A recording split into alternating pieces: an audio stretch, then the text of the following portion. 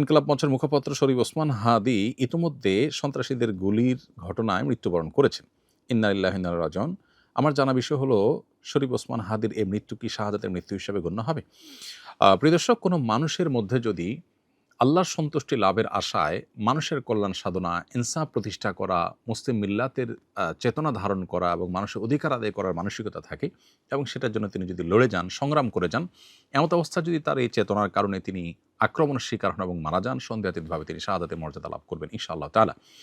ইমানদারের মধ্যে যদি আল্লাহর সন্তুষ্টি লাভের জন্য জীবন বাজি রাখার মানসিকতা থাকে এবং তার অসৎ কাজে বাধা প্রদান, অন্যায়ের বিরুদ্ধে তার প্রতিরোধ এবং ইনসাফ প্রতিষ্ঠার মানসিকতা লালন করার কারণে তিনি যদি আক্রমণের শিকার হন, তাহলে সেক্ষেত্রে তিনি অবশ্যই শাহাদাতের মর্যাদা লাভ করবেন। সেই জায়গা থেকে শরীফ ওসমান হাদিকে আল্লাহ তাআলা শাহাদাতের মর্যাদা দান করুন, আমরা সেই দোয়া করি। আর এমনিতেই নবী সাল্লাল্লাহু আলাইহি ওয়াসাল্লাম বলেছেন, মান কুতিলা দুনা দামিহি ফাহুয়া শাহীদ।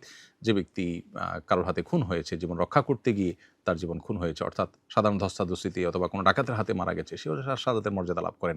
তাহলে সেক্ষেত্রে দ্বীনের কথা বা মুসলিম মিল্লাতের কথা বা মুসলিম চেতনার কথা বা ইনসাফের কথা বা মানুষের অধিকারের কথা যদি কেউ বলতে যান মুসলিম হয়ে এবং আল্লাহর কাছ থেকে যদি বিনিময়ে আশা করেন, তাহলে তিনি অবশ্যই শাহাদাতের মর্যাদা লাভ করবেন।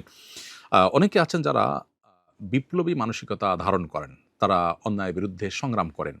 তাদের সে সংগ্রামকে আমরা অবশ্যই শ্রদ্ধা করব, কিন্তু তার মধ্যে যদি আল্লাহর প্রতি বিশ্বাস না থাকে অথবা তিনি যদি এই সংগ্রামটা করেন তার মানবিক চেতনা থেকে শুধুমাত্র, এর জন্য তিনি আল্লাহর কাছ থেকে কোনো বিনিময় আশা করেন না, আল্লাহর সন্তুষ্টি লাভের আশায় করেন না, কোরআন হাদিসের নির্দেশনার কারণে করেন না, তাহলে সেক্ষেত্রে তার এই আত্মত্যাগটা শাহাদাত হিসাবে বিবেচিত হবে না।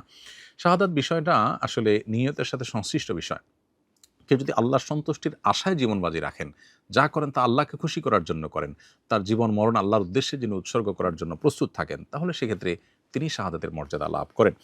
আমরা দোয়া করি শরীফ ওসমান হাদির সমস্ত ভুল ত্রুটি মাফ করে আল্লাহ তাআলা তাকে শাহাদাতের সর্বোচ্চ মাকাম দান করেন এবং তার সুখ সন্তপ্ত পরিবারকে সান্ত্বনা সইবার শক্তি নসিব করেন এবং সেই সাথে এখান থেকে অনুপ্রাণিত হয়ে আমাদেরকে আল্লাহর সন্তুষ্টির লাভের আশায় জীবন বাজি রাখার মানসিকতা আমাদেরকে ধারণ করার তৌফিক দান করুন। বস্তুবাদের এই পৃথিবীতে আমরা বেশিরভাগ মানুষ দুনিয়ার মোহে এতটা মোহাবিষ্ট হয়ে গেছি যে আমরা প্রত্যেকটা মানুষ শুধু বাঁচার জন্য সংগ্রাম করি এবং মরতেই যখন হবে তখন আল্লাহর রাহে আমি জীবন বাজি রেখে যেন মরতে পারি, আমি যেন অন্যায়ের বিরুদ্ধে কথা বলতে গিয়ে যেন আমার মৃত্যু হয়, আমার মৃত্যুটা যেন শাহাদাতের মৃত্যু হয়, আল্লাহর সন্তুষ্টি লাভের আশায় যেন আমি জীবন বাজি রাখতে পারি, সেই চিন্তা সেই চেতনা আমাদের প্রত্যেকটা মানুষের মধ্যে থাকা দরকার, এজ এ ইমানদার আমাদের মধ্যে থাকা দরকার। আল্লাহ রাব্বুল আলামিন শরীফ ওসমান হাদির ভালো গুণগুলো দিয়ে আমাদের তরুণ সমাজকে ভরে দিন এবং সেই তরুণ সমাজকে অন্যায়ের বিরুদ্ধে ইনসাফ প্রতিষ্ঠার জন্য, ন্যায় নিষ্ঠ হওয়ার জন্য এবং মুসলিম মিল্লাতের কল্যাণ সাধন করবার জন্য এবং আল্লাহর সন্তুষ্টির উদ্দেশ্যে মানবতার কল্যাণ সাধন করবার জন্য সবাইকে দুনিয়ার লোভ মোহের ঊর্ধ্বে উঠে আল্লাহর উদ্দেশ্যে নিজের জীবনকে উৎসর্গ করার এবং নজরানা পেশ করার তৌফিক আমাদেরকে দান করুন।